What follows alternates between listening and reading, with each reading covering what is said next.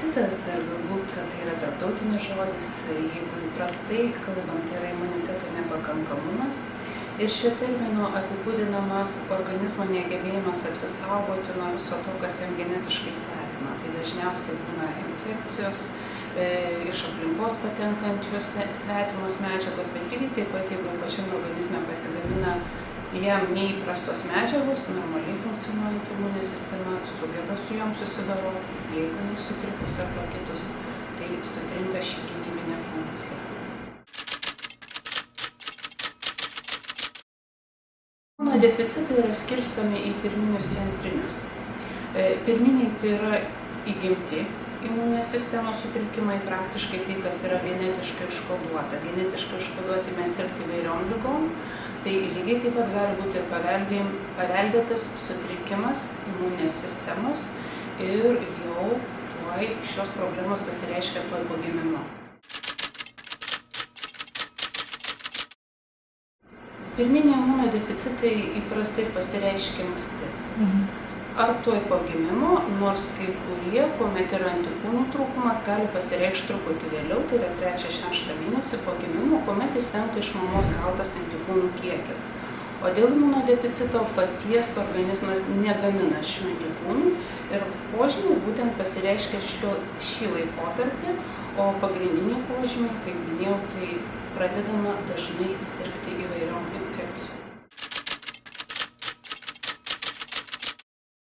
Kai kuriais atvejais, jeigu jie yra sunkesni imunodeficitai, nes gali būti tai vieno ar kelių komponentų imuninės sistemos pažeidimai, arba negaminti kai kurių ar ląstelių, ar neįskirti kai kurių medžiagų, tai jeigu jie sunkesni, pasireiškia anksti. Bet kai kurie, kuomet jie yra truputį lengvesni, jeigu taip galim vadinti, pasireiškia santykinai vėliau. Todėl lygybės ženklo dėti, kad jeigu prasidėjo vaikui, tai yra pirminis, negalim, nes kai kuriais atvejais pasireiškia gali ir vėliau. Gydymas priklauso imunodeficito nuo paties imunodeficito tipo. Jeigu tai yra sunkus, pažeistos įvairios grandys, tai kartais gali reikėti net kaulų čiulpų transplantacijos.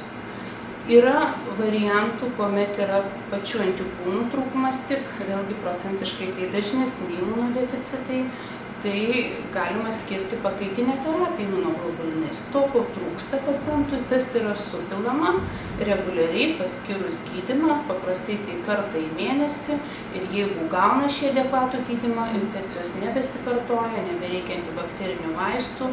Žodžiu, kitaip tariant, pilnavertiškai jaučiasi žmogus, gyvenimo kokybė jo yra normali, jis gali ir sportuoti, ir įprastai gyventi, įprastai leisti laisvalaikį, žodžiu, nejausti jokių pašalinių ligos sukeliamų reiškinių.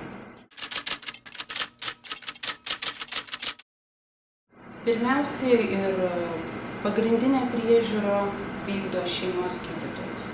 Ir tikrai dėrėtų bet kokiu klausimu pirmiausia kalbėti su juo apie įtarimus, apie ligas pasikartojančias ir keliančias problemas. Ir šeimos gydytojas, matydamas, kad tikrai tai gali būti susijęs su imunodeficitu, nukreipia specialistų, klinikiniam imunologui, specializuotose centruose, kuris atlieka detalų ištyrimą.